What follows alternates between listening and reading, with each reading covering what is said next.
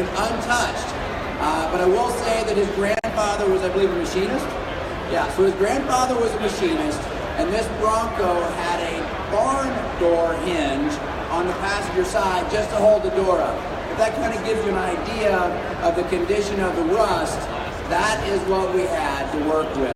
So Phil, why don't you tell some of the stories that you had with your grandfather, or maybe since then, that are some of the stories you shared with us. Thank you, Seth. Thank you all for being here.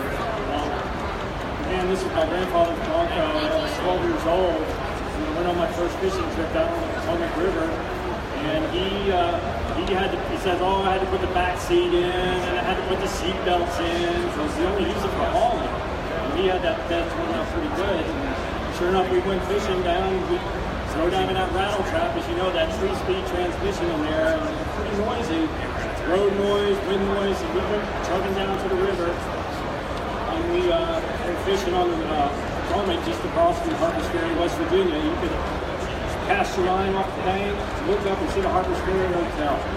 So we fished everything from Beaver Dam 3 all the way down to the railroad bridge where Harper's Ferry comes in, where that railroad goes back into Maryland. So I've done a lot of fishing on the Potomac with my grandfather, going down the river with us. My brother, they went hunting with him in this. My cousin, he went on numerous fishing trips down to the Potomac, and my grandfather taught me how to fish, how to rig a line, all that. I'm driving down the river in this Bronco. Many a day on the tailgate, we ate lunch, cast a line, I think I lost more tackle on that river on the rocks than I caught more fish. So if anybody ever fished that river, you'll lose a lot of tackle. So there's some great stories here with my grandfather. Unfortunately, he stopped driving it when my grandmother passed on, and he had a 67 Chrysler Newport that he drove, and that had a 383 in it, and he loved that car. And he parked it under the carport. Unfortunately, the Bronco got put out on Skid Row on the outside of his carport under a tree, and it was parked on a lean to the passenger side. And sure enough, the weather had done its damage over the years, and the roof, a hardtop leak on the inside, and you know how these things rustle on fork pans. So that was the beginning of the end for the Bronco. He just stopped driving it. So as time wore on, as he lived on his own, he needed some help around the house, so my brothers and I helped paint his house. So he goes, I don't have any money to pay you, so I'll just give you the Bronco. So he ended up giving the Bronco to my brother Ken, who's his namesake. And Ken, he didn't do much with it, and so sure enough, he passed it on to my brother Luke, who's my oldest brother. And then he did a lot of patchwork on it and didn't really help it much. And then one day we were talking on the phone, and he said, hey, I'm going to sell Grandpa's Bronco. And I was like, no, you're not. At the time, he had sold me a 69 Dart. I mean, as you all know, those slant sixes just didn't die. I said, I'll tell you what, I'll sell the Dart, and whatever I get for the Dart, I'm going to give you for the Bronco. So he goes, deal. So I got $1,200 for the Dart, gave him $1,200 for the Bronco, then I got it in 1996. So 1996, I had to put a lot of work into it to get it through inspection. It was in pretty bad shape. So sure enough, I got it through inspection with enough patchwork, and then I drove it for 4 years up and down the road for about 30,000 miles on it. And one day I was running errands, and sure enough, it died an awful death, spewed different colors of smoke, barely made it up the hill and died. So that was that old 170 that, you know, it shifted hard, it steered hard. The brakes didn't work right. Every time I stepped on the brakes, it veered right real hard. It was bad. So tell us about the story about the rodent situation. The rodent, yes. Rodents made their house in here, as did spiders.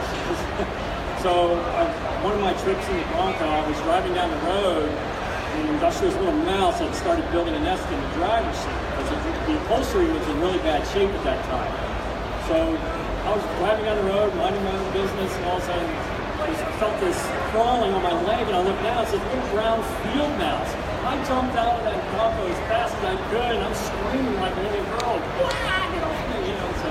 So sure enough, mice made their homes in here, and then as it sat in the garage over the years, all the spiders moved in, and there was just, I don't know how many spiders I actually found, but there was a lot of stuff in there.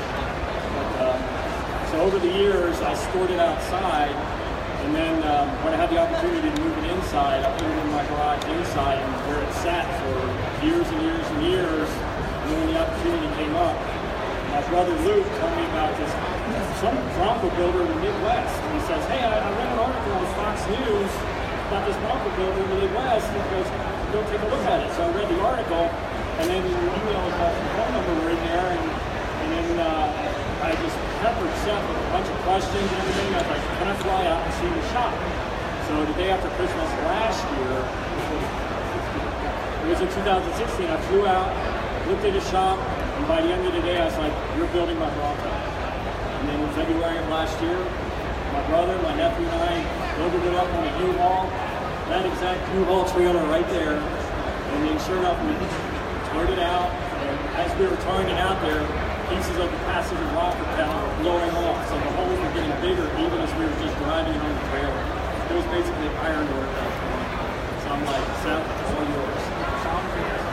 So that was the story of the Bronco. There's a lot of good memories in this Bronco with my brothers and my cousin. And surely we miss my grandfather and all that. And, you know, it's not the same Bronco he had.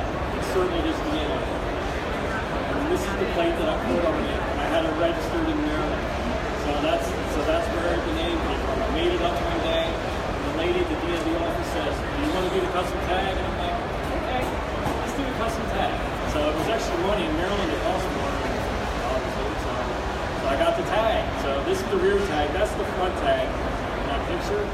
So it's just too awesome. And guess what's gonna, I live in Virginia now, guess what that plate's gonna say?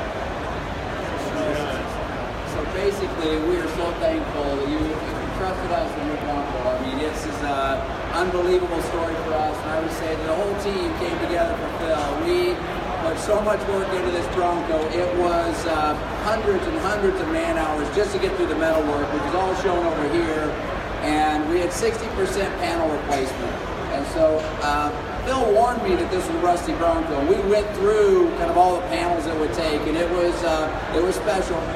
John was the guy who did the work, one of our metal fabricators, and Phil obviously got to meet John. And you'll see in one of these pictures, John is just staring down at the Bronco floor, and I have no idea what he's thinking, but it's got to be. I can't believe what I've gotten myself into. So it was a journey. We made it to the destination, and so happy to have done this with you. Oh yeah, thank you. Well, I would say we want to thank everybody that helps us. PPG supplied the paint, the clear, and there's a partnership with others. I cared so much about this. I'm not a tradesman, but I had our guys teach me, and I painted this Bronco personally. That's how much we care about Phil and his Bronco. We put a lot of attention into it. Metalbrock has been a partner here for us. We have, it's one bad Bronco. This is a 500 horse Bronco with electronic fuel injection from Metalbrock, aluminum heads from Metalbrock. This isn't your grandpa's Bronco anymore. All right, thank you everyone. Appreciate the time.